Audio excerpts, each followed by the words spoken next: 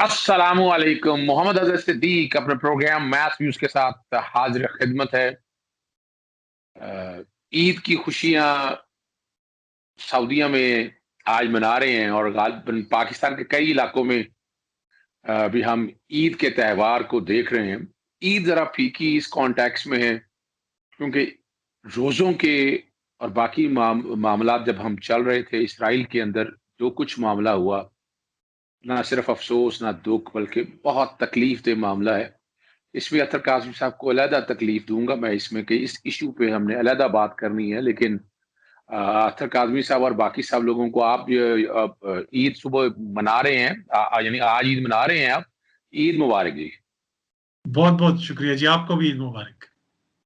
बहुत शुक्रिया जी। आज का जो ख़ास मौज़ू है आपके सामने, मैं आपको अंदर की खबर दे देता हूँ। शहबाज शरीफ का आपको पता है कि ब्लैक लिस्ट में नाम लिखाने के लिए बड़ी प्लानिंग के साथ, जो मेरे पास इस बारे में इतला भी थी कि उन्होंने कतर में कतरी शहजादों और वो जो चल रहा है कि एस्टेब्लिशमेंट के साथ उनकी कोई सुलह हो गई है और हालात ऐसे हैं। जुबैर ने जो साबका गवर्नर जुबैर है, उन्होंने भी की टीवी चैनल में बैठकर कि हमारे हालात ठीक हो गए। एक तो उनका बयानिया जो है ना वो ठुस हो गया। ये बातें बड़ी करते थे ना कि ला वोट को इज्जत दो, और जो बातें वो तो हवा निकल गई। यानी इनकी इतनी औकात थी, वो तो क्लियर होगी बात। दूसरी बात है कि वो जो डील की बातें चल रही हैं उसमें काफी हद तक आगे बातें हैं। नवाज शहबाज शरीफ की जमानत हो जाना, फिर ब्लैक लिस्ट में फौरन नाम निकल जाना, इधर से गवर्नमेंट का जो उनका नाम बाकायदा रखना और नैब की तरफ से दरखास्त आना। और आज जो मीटिंग हुई, अंदर की मीटिंग का मुझे अंदाजा है, वहां दोस्तों से बात भी हुई है। फारूक नसीम साहब ने मीटिंग की, यानी चेयर किया मीटिंग को। शेख रशीद साहब वजीर दाखिला मौजूद थे साथ, फारूक हबीब साहब भी वहाँ मौजूद थे, मशीर दाखिला शहजाद अकबर साहब भी, और बाकी लोग भी मौजूद थे। और ज़ेली कमेटी ने रिकमेंडेशन दे दी ऑन डिफरेंट रीजन। यानी वन ऑफ द रीजन तो ये भी है कि नवाज शरीफ की जब गारंटी दी थी वो बाहर नहीं आए, तो सारे लोग बाहर जा चुके हैं, इनमें से पाकिस्तान में ठहरा कोई नहीं है। और ये वो सारी बातें, और ये आजकल के अंदर ही, मैं अगली खबर भी दे रहा हूँ आपको कि आजकल के अंदर ही बाय सर्कुलेशन, यानी इसमें काबीना की कमेटी बैठे ना, काबीना बैठे या ना बैठे, काबीना बकायदा इसको मंजूर कर देगी। और ईद से कबल ही, हाई कोर्ट में केस लगने से कबल ही, जो तौहीन अदालत की दरखास्त की वो कोशिश कर रहे थे, तौहीन अदालत इतना आसान काम तो है नहीं। क्या होना है, ब्लैक लिस्ट में वो था, अगर निकाल भी दिया तो पीएनआईएल लिस्ट में था, अब तो आ जाएगा ईसीएल में, तो नए सिरे से उन्हें चैलेंज करना पड़ेगा। दो सवाल मैं आपके सामने रखूंगा। मैंने जरा तमीज ज्यादा इसलिए मांगी आप तक, ताकि नाजरीन तक असल बात भी सामने आ जाए।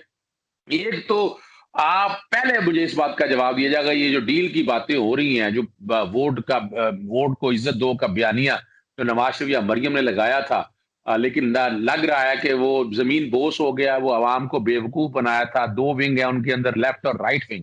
आप इस बारे मामले को किस नजर से देखते हैं और आप क्या समझते हैं कि वाकई इसमें कोई सदाकत है? देखिए, जहाँ तक डील का ताल्लुक है, ये अगर आप एक पार्टी की बात करें तो पार्टी की तरफ से तो पूरी कोशिश है।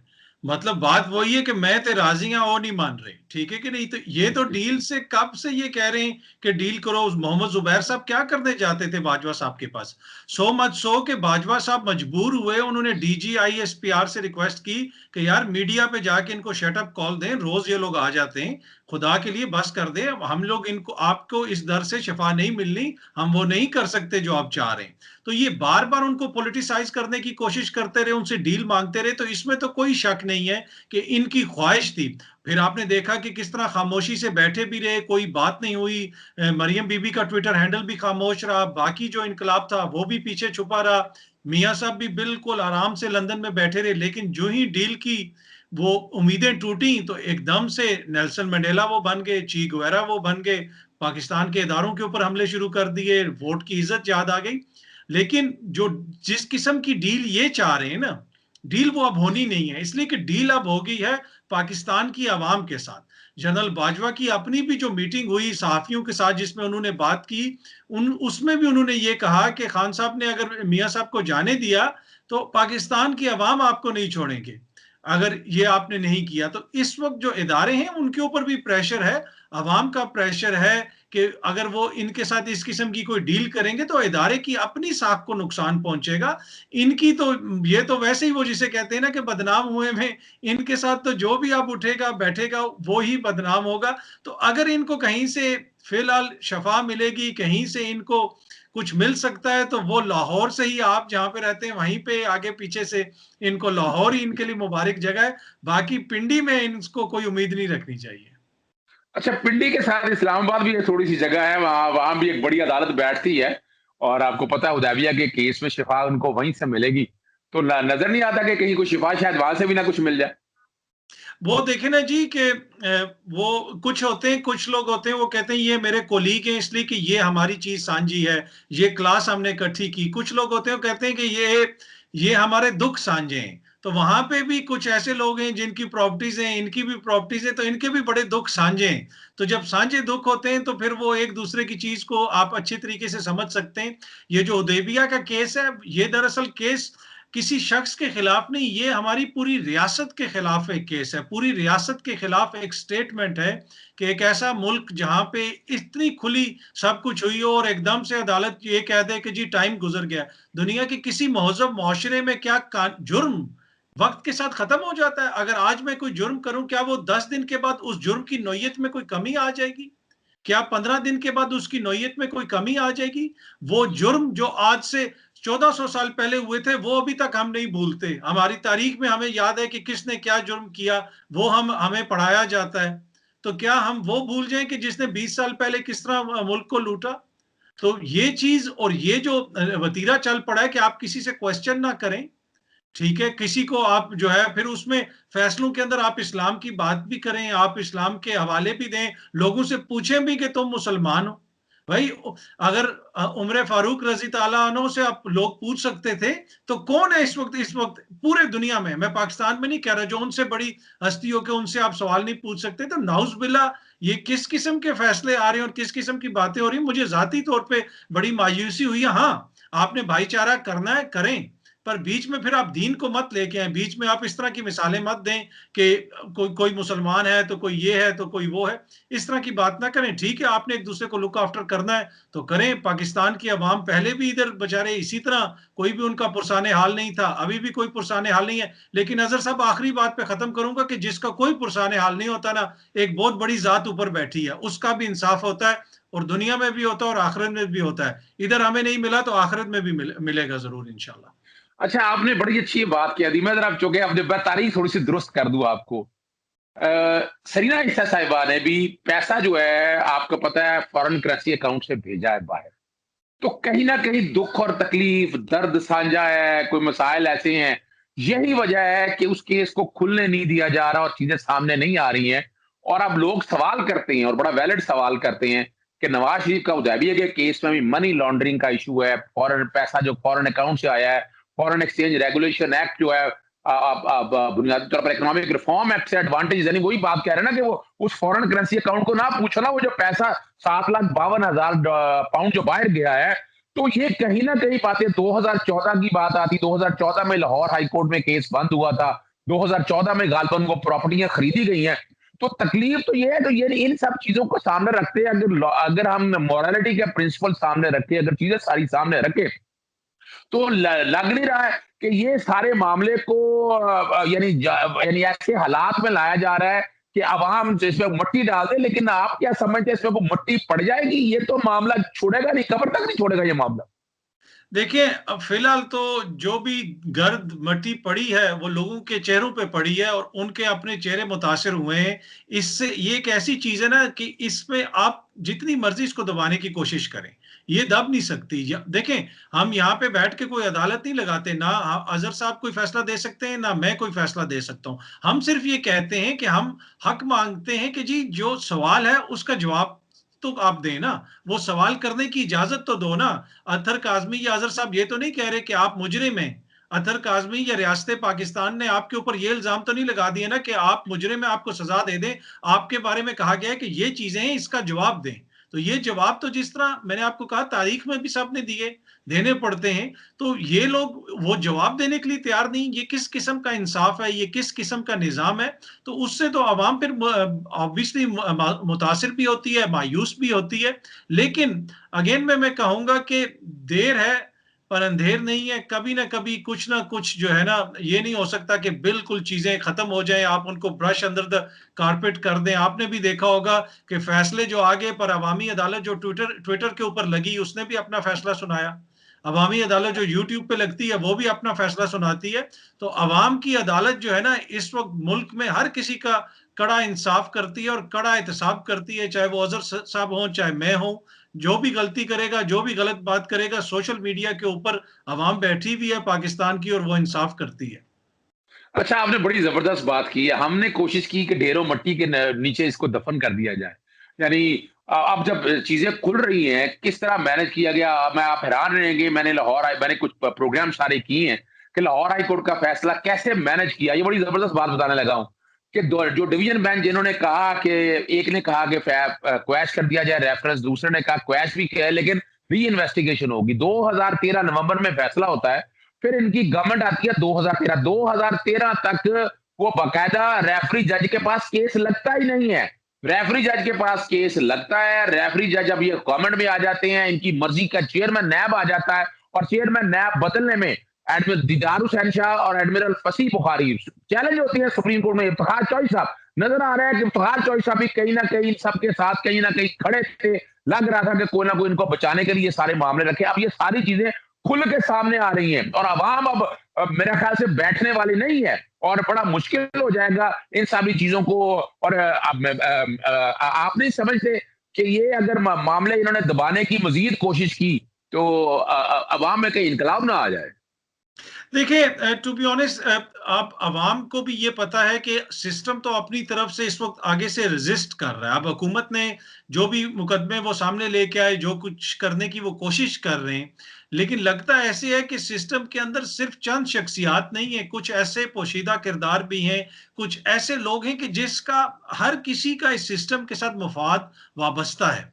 उसमें पटवारी भी हो सकता है, उसमें एसी भी हो सकता है, उसमें चीफ सेक्रेटरी भी हो सकता है, उसमें बहुत सारे लोग हो सकते हैं जो अपना अपना किरदार अदा करते हैं। इसलिए कि जो इंसाफ मिलता है, अजहर साहब आप कानूनदान हैं, हमसे बेहतर समझते हैं, हम तो एक छोटे से स्टूडेंट हैं सहाफत के, कानून को थोड़ा बहुत पढ़ते हैं।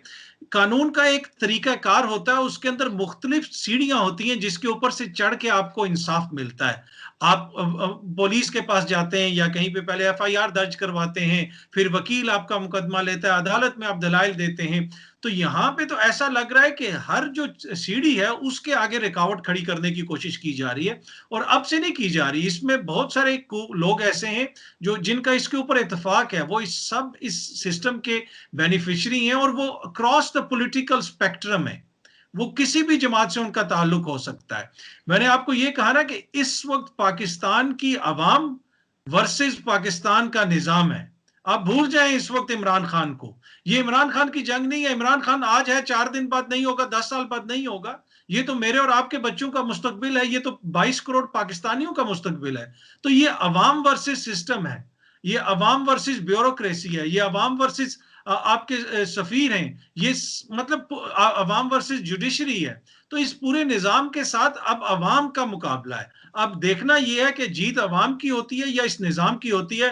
पर जो निजाम है ना, दुनिया का जो निजाम है, उसमें देर होती है लेकिन अंधेर नहीं होता। आखिरकार जीत अवाम की होती है, और अब ये अवाम ने फैसला कर लिया है कि हमने इन चीजों को बर्दाश्त नहीं करना। और वही मैं बार बार आपको कहता हूं, इस वक्त अगर आपने अदालत देखनी है तो वो सोशल मीडिया पे लगती है। जो अवामी अदालत होती है वो पेड अदालत नहीं होती, जो व्हाट्सएप ग्रुपों में सहाफियों को मैसेज आते हैं, जिनको सहाफियों को शाम को बड़ी बड़ी दावतों पे बुलाया जाता है। ये अवामी अदालत होती है जहां पे लइये पे बैठा हुआ एक नौजवान अपनी तहकीक करके वो कहता है कि ये है इसकी बात। टोबा टेक सिंह से बंदा बैठ के अपने दलाइल देता है, चकवाल से बैठ के अपने दलाइल देता है। फिर जब अवामी अदालत लगती है तो फिर इन्हों दी चीखा निकलदियां ने, फिर इन्होंने तकलीफ होती है। पर अवाम को जब आप इंसाफ नहीं देंगे तो फिर अवाम अपनी अदालत लगाएगी। अच्छा, मैं बस खत्म करने पहले एक सवाल बस अब रह गया है। शहबाज शरीफ के लिए ईसीएल में तो नाम अब आ गया। अब वो जो जो जो भी प्लानिंग वो करने चाह रहे थे, लंदन प्लान या सारा, वो तो नाकाम हो गया है। तो यहाँ अगर देखे कहीं अगर डील शील की बातें भी चल रही थी तो ये तो एक और बात भी है कि सामने डील तो कोई नजर नहीं आ रही है। हालात इनके लिए टाइट है। इन्हें लगता है सिस्टम के सामने झुकना पड़ेगा।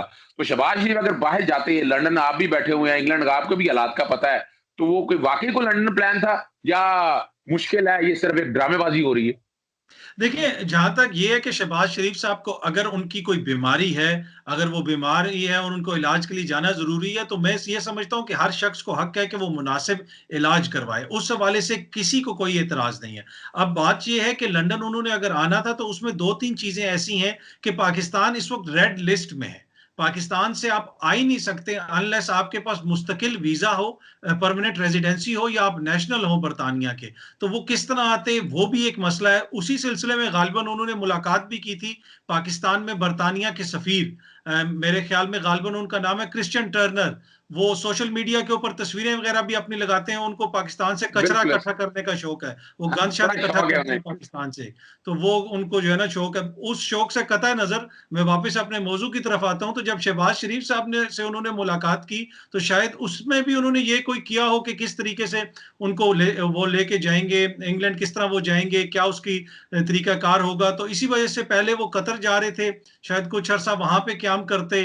वहाँ पे आपको पता है वहाँ पे भी माशाल्लाह कतर में भी उनके सहूलतकार बहुत हैं, कतरी शहज़ादा को वो थोड़ी खिदमत का मौका देते और फिर आगे बरतानिया आते। तो इस वक़्त जो प्लान है ना, प्लान सारे सब हर कोई अपना-अपना प्लान कर रहा है, पर प्रॉब्लम ये है कि पाकिस्तान के अंदर जो वो चाह रहे थे कि जो लोग हैं, जो उनकी साथ दें, उनको डील दें, वहाँ से उनको गो अहेड नहीं मिल रहा। इसीलिए आप देखें कि अभी भी वो थोड़े से खामोश हो गए, एकदम से फ़ौज के ऊपर हमले कम हो गए। आप पर आने वाले आप दिनों में देखेंगे कि दोबारा वो उसी तरह के हमले शुरू हो जाएँगे, दोबारा उसी तरह कहना शुरू हो जाएगा कि जी बड़ा ज़ुल्म हो गया, हमारे साथ ये हो गया। तो फिलहाल तो मुझे नहीं लगता कि उनका कोई भी जो प्लान था, वो किसी परवान चढ़ेगा, तो फिलहाल तो वो पाकिस्तान में ही रहेंगे और ईद-शीद भी वहीं पे करेंगे। ये इटसेल्फ एक ज़ुल्म है इसलिए कि ईद शरीफ ख़ानदान हो और ईद पाकिस्तान में करे। हाय! मतलब ये तो बड़ा ज़ुल्म है। ये मैं मुझे तो इसकी बड़ी फ़िक्र है। आपने बड़ी सही बात कह दी, बड़ा जुल्म कीता है इन्हां लोकां ने इन्हां दे उत्ते। इन्हां दा हमेशा ईदां बाहर हुंदियां ने, बाहर जाके इन्हां ने अवाम नूं यानी हुकूमत इन्हां ने करनी है पाकिस्तान दे उत्ते। ईद दा त्योहार सारे अभी पूरा खानदान तो आपके पास ही बैठा हुआ है ना, कौन सा रह गया? यानी एक हमजा ही बैठा हुआ था, बाकी तो देखें ना, आप गिनवाना अगर शुरू करें, नवाज शरीफ, हसन हुसैन बाहर बैठे हुए हैं, आसमा बाहर बैठी हुई है, दूसरी बेटी बाहर बैठी हुई है, फिर आ जाए सलमान शहबाज बाहर बैठा हुआ है, अली इमरान बाहर बैठा हुआ है, राबिया इमरान बाहर बैठी है, जुबेरिया बाहर बैठी हुई है, फिर वो आ जाए उसके अलावा अब इसहाक डार वो बाहर बैठा हुआ है, सारे भगौड़े वहां बाहर बैठे हुए, चले सब सब मिल बैठेंगे दीवाने तो खूब ईद रवेगी इनकी। बहुत शुक्रिया आपका असर काजमी साहब, बड़ी तफसील से बात की है। इजाजत दीजिएगा, अस्सलाम वालेकुम, खुदा हाफिज, पाकिस्तान जिंदाबाद।